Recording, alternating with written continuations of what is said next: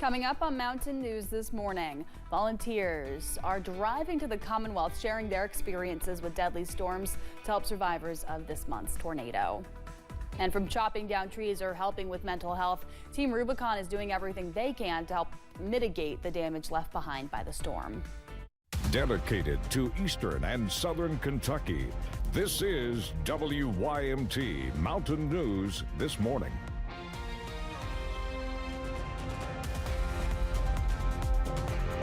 Good morning. I'm Amelia Lee here with you on this Thursday, May 29th. We are just about at 6:01 this morning, which means it is time to check on in with meteorologist Eric Dean today for a look at that forecast. Eric, we've been talking nonstop about this fog this morning. Dense fog. Dense fog, yes. Some places under a dense fog advisory. You can see it scrolling there on the bottom of your screen. Take a look here at the scene in Pulaski County.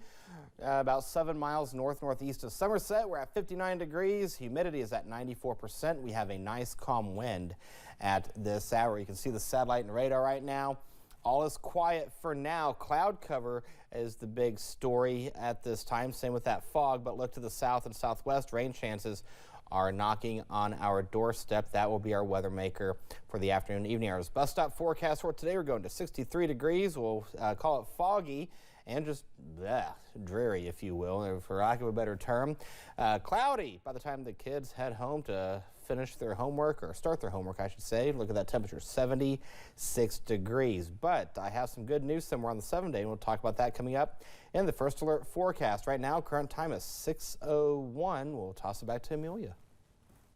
Thank you, Eric. Folks from all throughout the United States are coming in droves to the mountains, feeling called upon to help the folks in Laurel and Pulaski counties devastated by the May 16th tornado. I spoke with one volunteer who's in London. She recently went through a natural disaster of her own. There's life after a storm. It always tears at your heart. You know, you feel so sad and so heartbroken for the people that their lives are literally blown apart. I know that it's part of my calling to go help. Mary Hannawald is a volunteer from North Carolina. She knows firsthand what surviving a natural disaster feels like after her community in Lansing was wiped out by Hurricane Helene. I drove on the street that I live on, and it was like a bomb had gone off. It was like a whole war zone. Homes that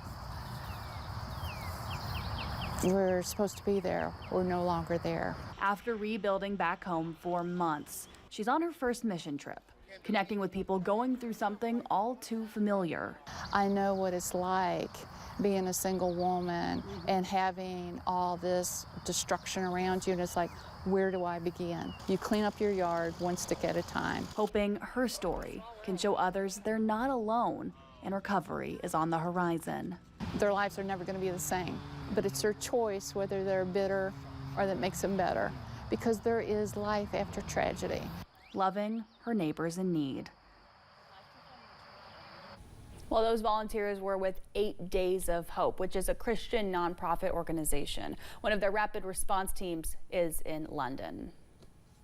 Veterans who were affected by this month's tornado can receive direct assistance through a relief hub in Laurel County. DAV Chapter 66 in London is distributing checks and supplies as part of a statewide effort. Partner organizations like Home Helpers and the VFW are also working to find veterans in need to provide resources. The aid effort was front and center at the group's monthly gathering, this time focusing on recovery. Bringing these resources to them, making them aware of this, because so many of them have lost everything and some have just lost some, and we just want to make sure that they know what's available and that they're able to utilize that so that they can get back on their feet as quickly as possible.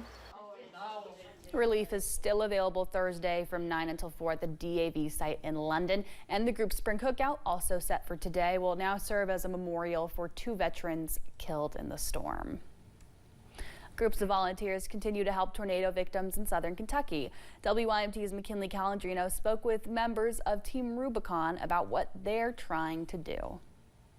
Team Rubicon, a veteran-led disaster response organization, deployed quickly to Laurel County. Gray shirts and boots on the ground, that following Sunday after the tornado hit. So our job is to try to bring normality back to people's lives after a disaster. To assist those affected by the storm, from tarping damaged roofs, chainsaw operations, or simply being a support system for victims during a time of crisis, Team Rubicon is bringing their hearts into their work. And we do a lot of heart work as well as hard work. Acting as a relief system, physically or mentally, to those in all stages of crisis. We like to say that on someone's worst day, we're there to give them a hand. Even after all homes are mucked and driveways are cleared from debris, Team Rubicon says they will be there. So as the community starts rolling into long-term recovery, we do what we call like service projects, where there's a family that might still need help. The emergency management reaches out, and we're able to come in for a weekend and help a family. Delivering critical assistance to those who need it most. In Laurel County, McKinley Calandrino, WYMT Mountain News. Well, if you are interested in volunteering or fueling Team Rubicon's mission, you can visit teamrubiconusa.org. Governor Andy Beshear says it's likely he could call a special session of the legislature to continue support for counties hit hard by the tornado. According to the Lexington Herald Leader, the governor says it's due to a $100 million cap on emergency disaster spending that was put into place by the legislature last year. It limits the funds the Kentucky Department of Military Affairs is allowed to allocate to match federal disaster funding. Some tornado survivors in southern Kentucky have a new temporary home. FEMA arrived with some travel trailers at a local park in London. It's a welcome sight for many that lost everything. For Getson Roberts and Bridget Downey, they're adjusting to the change after their home was destroyed. The two suffered injuries, but they're thankful for this new place to stay. The community has really reached out and helped us and been, offering us help and resources and stuff, which is to take it one day at a time right now and just be grateful for where we're at and what we got. Officials say people can stay in the trailers for 2 years at no cost to them. On Tuesday, community turned the devastation of the deadly tornado into a reason to come together. The 606 Strong Tornado Relief Benefit Concert was hosted at the Virginia Theater in Somerset. Sunday Best and other Southern Kentucky artists donated their time and their talents to help raise money for tornado survivors. Proceeds from the more than 500 tickets sold are being split between United Way of South Central Kentucky and United Way of Laurel County. We're told more than $10,500 was raised. People with the KCEOC Community Action Partnership in Knox County are asking for donations for people impacted by the tornado. Officials say the items they're needing are tarps, laundry detergent, and non-perishable food items. These can be dropped off at KCEOC's main office at 5448 North US Highway 25E in Gray. The items will be delivered to the official designated organization in Laurel County for disbursement to those affected by the tornado. Well, members with the Kentucky Education Association are trying to help as well. A $1,000 donation was made to Sublimity School, and another $1,000 donation was made to Campground Elementary School, both in Laurel County. KEA members donated $1,000 to Wine Pine Grove Elementary last week. KEA tells us they have donated $3,000 towards relief efforts so far. Well, here's some important information if you were impacted by the tornado. If you or someone you know needs to replace things like birth, death, marriage, or divorce certificates, the Office of Vital Statistics will be at the Laurel County Public Library in London today and tomorrow. They'll be there from 9:30 until 4 both days to help with that replacement. There will also be a town hall meeting tomorrow in London for anybody affected by the tornado. Mayor Randall Weddle will be joined with FEMA, the American Red Cross, and Kentucky Emergency Management.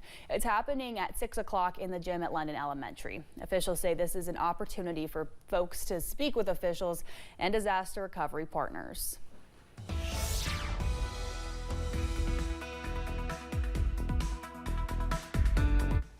Fog is the name of the game. You can see it right there on our tower cam. It's just a blanket over eastern Kentucky. Right now, we are seeing temperatures around 61 or dew points at 61. Humidity is sitting at 100%. So again, fog is the name of the game. If you have travel plans, please take it slow. Allow yourself extra time to get from point A to point B, and make sure you use your low beams. Visibility right now reduced throughout the area. Look at Williamsburg at 0, half-mile in Hazard and Harlan, 0 in Pikeville, just under half-mile in Ashland, just over 6.5 miles in Irvin. So everybody is seeing visibility issues at this hour. We do have that dense fog advisory in effect for Lawrence County, Wayne County, West Virginia, Logan, and Mingo County. Again, that is until 10 o'clock. I'll have your complete first alert forecast coming up in a few minutes. Amelia.